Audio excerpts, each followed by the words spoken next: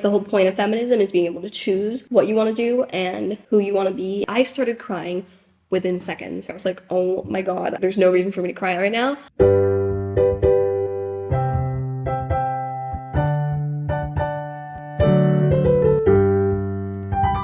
Hey guys, I'm Lisa. Welcome back to the Under the Spotlight podcast. I'm in a different location again today. I'm visiting my sister for just a couple of days before my Easter break ends. That is why. She's currently at classes because she doesn't have an Easter break, which I think is so dumb. Anyway, there's actually so many things I want to talk about for this episode. If you're not watching the video version, it's on YouTube, it's on Spotify, it's free, so make sure you check it out, or just listen to this on any podcast streaming platform. It's available everywhere, and come back every week because there's a new episode on Wednesdays. Anyway, today I'm gonna be talking about Six, the musical theater. I went to go see it last week. It was so good. I also was back home and I went to a lot of places I would go like during school and stuff. It was very nostalgic and I felt really weird going back. But yeah, let's go and get started. So if you don't know, I'm currently at drama school studying to become an actor, and I'm also just a huge theater and musical theater fan. So my friend actually told me that while we were going to be in Munich for break, Six, the musical, was going to be on. So I convinced my parents to go, and I'm so glad we did. I started crying within seconds of seeing it because it just, there's something about that feeling. I'm going to see Taylor Swift in the Eras Tour this summer. Oh my god, I know I'm gonna cry a lot. And I had it with like when I went to see Ed Sheeran in concert last year. That was my first ever concert. It was so good. He just seems like the sweetest guy. That was just such a lovely experience. So anyway, point is, that feeling you get when you've heard a song like a million times because you've listened to it like on the radio or from your phone or it's in your library or whatever 500,000 times, and then you hear it like in person and it just doesn't feel real. And I actually talked in my last episode about how it's so hard for our brain to compute seeing pictures of something versus just seeing it in real life. That feeling can be so weird sometimes, but at the same time it can feel so normal or anticlimactic because you're seeing something you've seen like a million times before, but for real, not just a picture of it. Your brain technically, I don't know if it was made to recognize the fact that you're seeing it in person or hearing it in person versus just listening to the soundtrack or seeing the videos or whatever, because we weren't evolved with this technology existing, you know, this technology is man-made. So that feeling is so weird. But if you know the Six soundtrack, in the very beginning of it, like right away, there's like doosh,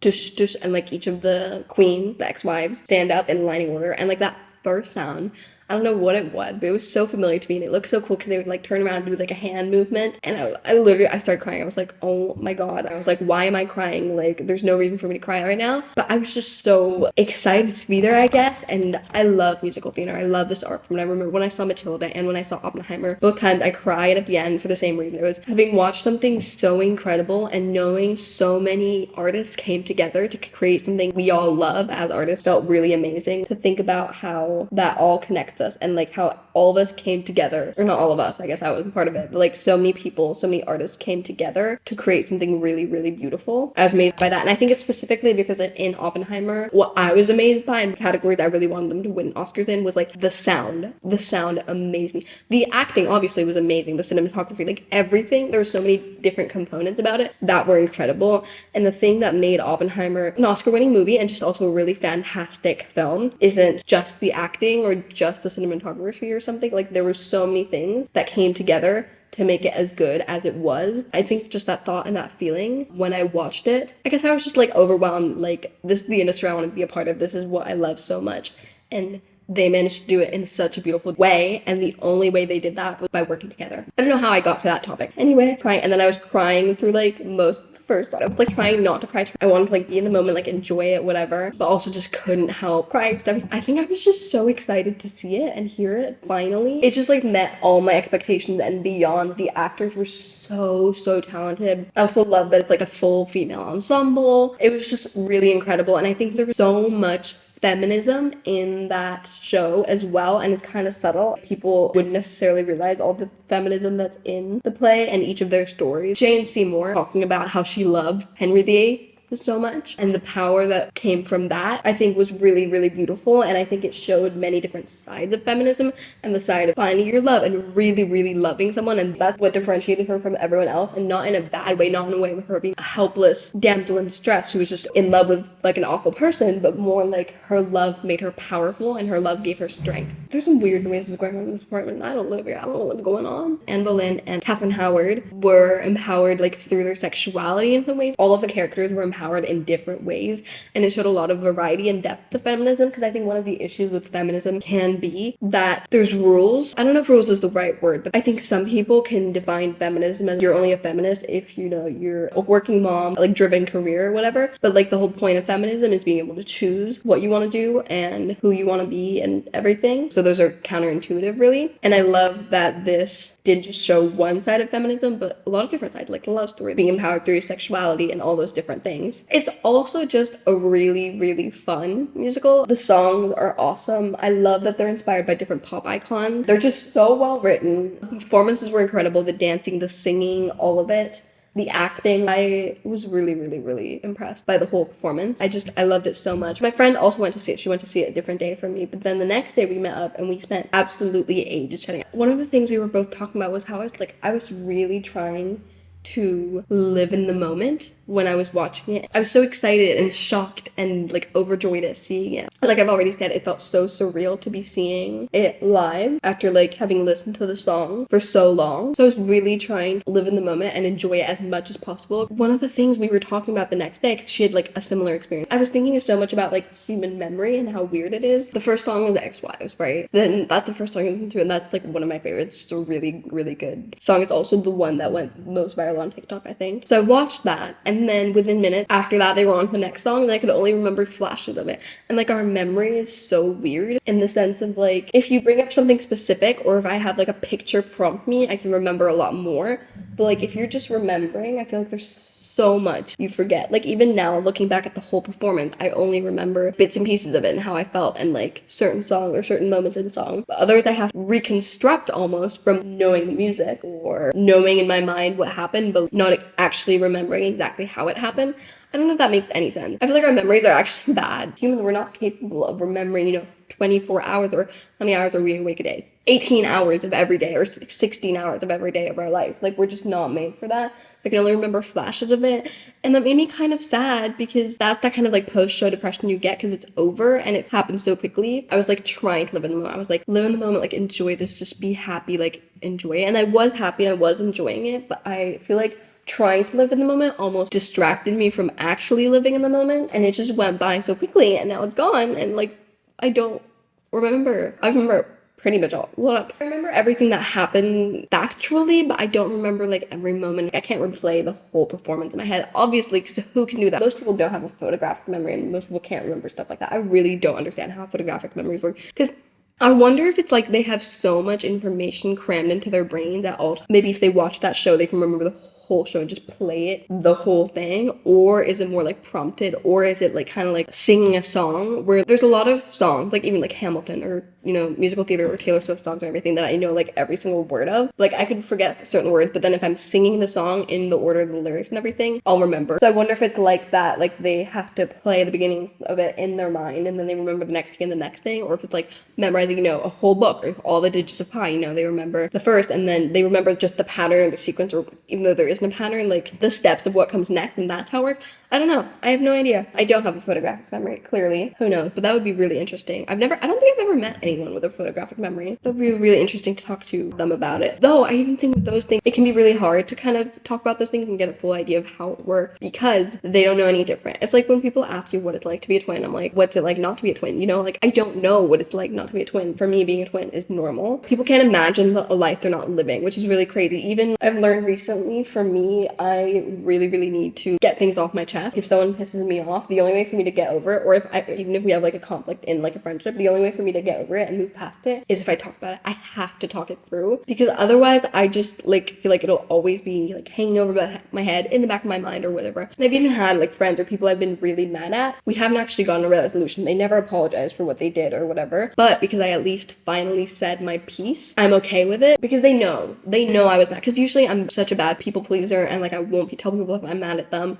I won't, if someone treats me like shit, I won't be like, you treat me like shit, that's not okay. I'll usually be like, if they did something specific to hurt me, I might say the specific thing that hurt me, but be like sugarcoating it or like waffling over or whatever. But when I finally like tell someone like all the things they exactly did to me that hurt me, and I'm not saying I'm right in every situation, I could be wrong, but when I finally say those things, I get past it. Anyway, the whole point of that was, that's something I need, but I don't think it's something everyone needs. I think more people probably need it but are too scared to do it, which is me included. Like, I'm too scared to tell people exactly how I feel and be honest about it. I'm sure there are a lot of people in the world who can just, you know, move past things and get over it. But it's hard to imagine not being like that. And I guess it can be annoying in certain friendships that I'm such a person that needs to talk everything through. You can't always find a solution, and people aren't always going to agree. Sometimes that may cost you the friendship, and sometimes that might mean you can't move on, you can't move forward, you can't be friends, and that's okay. But a lot of the time, if you just discuss it or kind of try to solve the situation, or at least make sure you're both being clear about your feelings, that can help a lot in terms of moving forward, even if you don't necessarily agree or find a resolution. Arguments are so complicated because 90% of the time, there is no right answer. It's just like how you feel and how they feel, how something you said or did made them feel versus how you feel about it or your intention behind it. I've heard the quote before of, how is this related to sex? Oh my god. I've heard the quote before of people saying we judge ourselves on our intentions but other people on their actions, and I feel like that's so true. I think most of the time people aren't trying to hurt other people. Whatever they do, they either do it with themselves in mind, which is okay because they don't maybe necessarily even realize how it might affect other people, or they do it even with good intention but it hurts the other person. I think when you have an argument, when you try to resolve an argument or situation or disagreement, it's much more about kind of understanding where the other came from or being able to get past it or recognizing that no one was trying to hurt anyone else than it is about solving the argument or a winner or loser or something like that. Anyway, let me get back to sex. My whole point with that, I think, was photographic memories, which was, remember the show. So my friend and I were talking about how it was kind of sad how much of the show we got and then lost instantly, and it was definitely like an amazing experience, and I think that's what you get from seeing a show, like having an amazing experience. Or even like when I watch a movie, I can remember the movie, and like if I rewatched it, I would probably remember each scene I saw, but I couldn't tell you each scene that was in it or everything that happened in it after watching it once, you know? But it is kind of sad, especially like when you're a musical theater fan, or even just when you're really excited for something, even when you're excited for like a football match or whatever that may be. I've never been to a sports match. Football not, hockey not, handball, I don't know, anything. I'm very interested in sports, in case you can't tell. I don't know what my conclusion thoughts are on that other than it's kind of sad. I wish I could remember more, but at the same time, I had a really fun time. I loved going to see it with my parents. My family aren't very artistic people, but they do, especially my dad, really enjoy the arts, so it can be really fun experiencing them together and discussing them together, especially. My dad and I, for example, both loved Poor Things. We talked about that quite a bit. It's really nice bonding over those things, even though, like, unlike me, they're doctors and computer scientists and engineers and all that fancy stuff. There's common ground there, and it's really fun sharing that with them. I gained a lot from the experience. It was really fun. I think that's kind of what you have to take from it. The other thing I want to talk about was also kind of like a lot related to memory. After we went to see the show, we were in Munich, where I grew up. I guess I can't say where I live there anymore, even though, like, when you're at uni somewhere else, I guess you live, like, I live in England now, technically, which is so weird to think about the fact that I actually live in England, technically. But technically, like, I'm on a visa there. Technically, I still live in Germany. Couldn't tell you. More of my life really is in the UK now. Anyway, we were in Munich. After we saw the show, we went to eat. And then we went for a walk to the English Garden, which if you ever visit Munich, I highly recommend going there. It's very beautiful. It is quite crowded there if the weather is nice, but it is very beautiful. And it's also, like, right in the center of Munich. So there's a lot of things you can see near there and everything. Before you get to the English Garden, there's this place called Hofgarten, which is kind of like also a garden. It has, like, a really beautiful pavilion. Again, recommend going there. When I was in school, this is where we used to go to drink. The legal drinking age in Germany for beer and wine and like low percentage alcohol and stuff is 16. That's all I'm gonna say. When I was in school, not in the last year of school, in the last year of school we would go clubbing and stuff more. Also, I turned 18 at the beginning of the last year of school, which was very convenient for me. But yeah, that's where we used to go drink. We used to hang out, play games, you know, whatever, but also drink. That is kind of a place where a lot of Germans will go, even though like none of us were Germans. I went to an international school. From the entrance we went in, there was like sort of a tunnel type place. The minute we went under that tunnel, I was hit with this smell, and I couldn't describe the smell to you. It is a bit weedy, a bit alcohol-y, a bit cigarette-y. It's not a nice smell. I'm not a huge sense memory gal. Like so many people say, your sense is your most powerful memory. What am I trying to say? Out of your 5 senses, your sense of smell is the one you use most for memories, which I always thought was bullshit because I was like, what can I remember because of my smell? I've never really had a lot of experiences where I really felt, I don't think I've ever really had an experience where I was like so overwhelmed by a smell and it brought me back. Till then, oh my god, like the smell of ice bath of the English Garden just wafted over me and I was like right back. I had images flashing by of like experiences and times I've had there, but the feeling I had while I was there, oh my god, you know what it's like? It's like in Twilight, in the first movie, when the wind blows and the hunters, what's his name, James and Victoria and Laurent or whatever his name is, are there, and there's wind, so Bella's hair like moves, and the scent that's what it is. The scent like washes over James. That's what that felt like. I was hit with a smell and I was like, oh my god. So many memories just came flashing by over me. More than that, like I said, it was the feeling I had while I was there. If I'm being honest, it wasn't the nicest feeling. I had a really good core group of friends in high school, actually, in the last 2 years, but I also had some bad situation with another group of friends who I used to go there with. So it wasn't the nicest feeling that were brought back to me, but it was so weird how much it hit me, and I was like in that mood of kind of like sad, lonely. Even though like I was with my friends, I'm much happier now than I was in high school. A sort of sad, lonely vibe type thing. Nice feeling kind of hit me, and like what struck me beyond even that feeling was just it was the perfect summary of how I had felt at that time in my life and my experiences then. And it was so weird. Like we were walking through there and I can just remember so distinctly like that feeling and the smell. It was just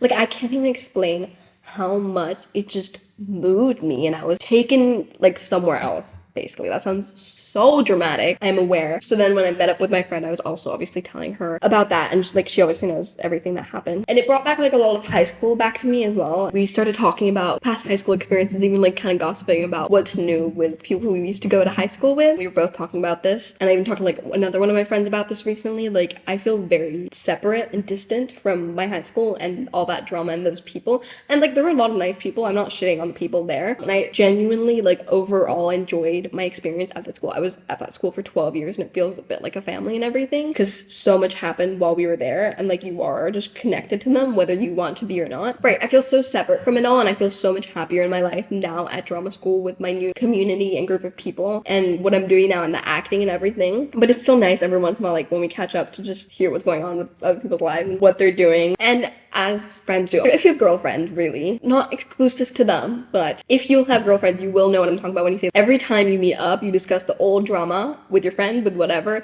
that happened in high school, and like just rehash it, even though you've talked about it a million times. I would say I'm pretty much over like high school drama. Like I really don't care. Like I said, I'm really enjoying my new life. It sounds so dramatic as well. What we eventually also got to talking about was how you remember so many more of your sad memories than your happy memories. I actually heard somewhere you're programmed to remember more of your sad memories than your happy memories because it's a survival instinct, which makes a lot more sense for animals than it does for us. But I was thinking about that and I find it kind of annoying because I wish I remembered more of my happy memories, but I feel like I don't remember them as much as my sad memories. And even though like I would say I'm really lucky and I've met a lot more of my life, maybe I haven't. Maybe it's like 50. I don't know. Recently I would say I've been happy more than sad, like at uni and everything. I was speaking to her about, I can't remember my favorite memory with my dad or my best friend or my sister or her. And then she said she can Berlin, and we went to Berlin together and that was amazing. We had so much fun. So that probably is my like favorite memory with her. But, like it's just so hard to summarize. When I think about my friendship with her, certain moments jump out at me, but more just like a general feeling of happiness. But that happiness feels, because it's like a general feeling of happiness, it is a really lovely feeling of happiness, and I love her so much, and we've had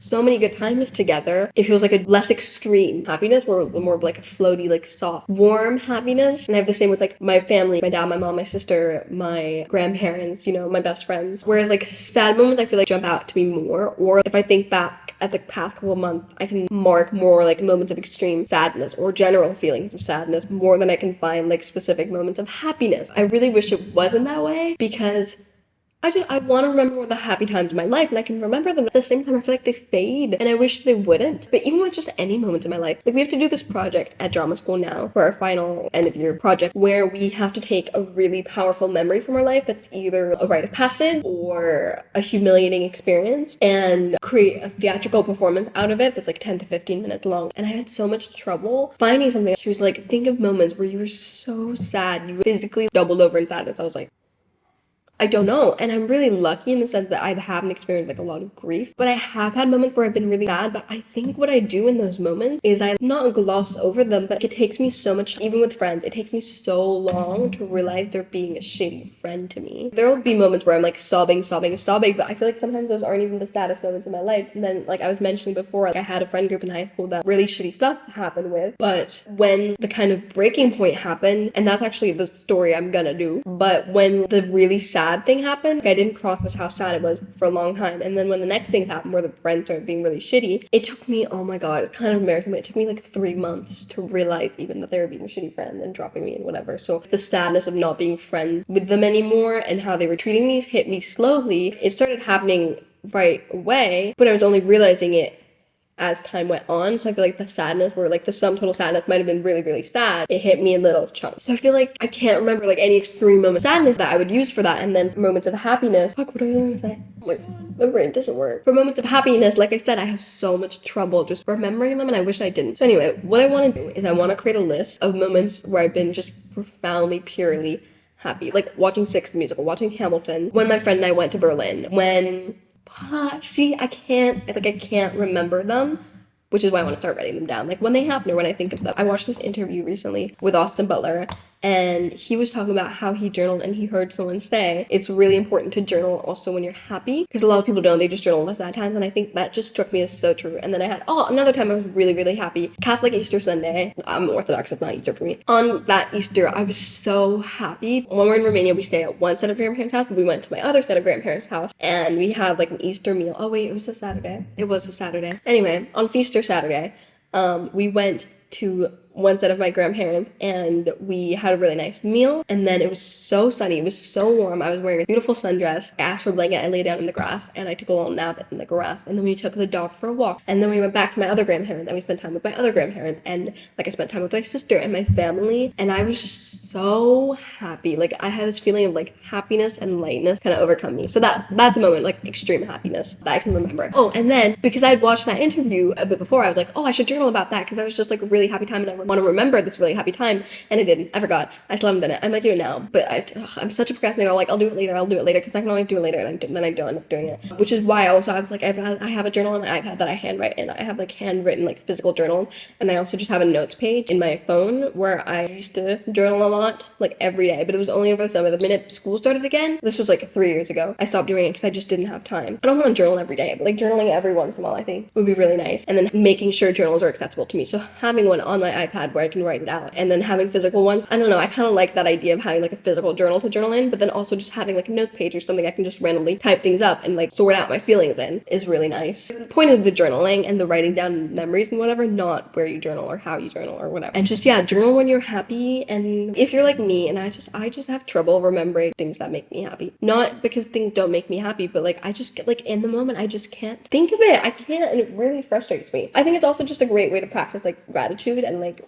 remember all the times you were happy and all the amazing things you have experienced. Anyway, before I end this podcast episode, it's time for my segment, Things I'm Mad About Today. And I actually couldn't think of anything. So this is sort of something I'm mad about, but it's more something I find like kind of weird, funky, and then I have a weird idea for it. My friends say I just will say the most random things for no reason. And that's because I feel like I'm thinking 24/7, and I'll just like say stuff out loud that makes sense in my thought process because I will have been thinking about something related to it for the past 5 minutes. But to my friends, is so utterly random. I saw the funniest TikTok where it was that friend who just says whatever they're thinking. And I'm not like that in terms of being like judgmental, or like, I'm very hesitant to say anything mean about anyone because I don't want to like insult anyone or like seem judgmental or whatever. But I will just blur out the most random things. So I am that friend. Anyway, so a friend says, I'm gonna get a haircut. And then the other friend is like, oh my god, I might get a haircut. Let's be a haircut buddy. And just says like something really random and unhinged that doesn't really make much sense. And that's me. So I related that so much. I would so do that. This is one of those random thoughts I had once. I was like, I had this thought probably 2 years ago, and I hadn't let go of it since.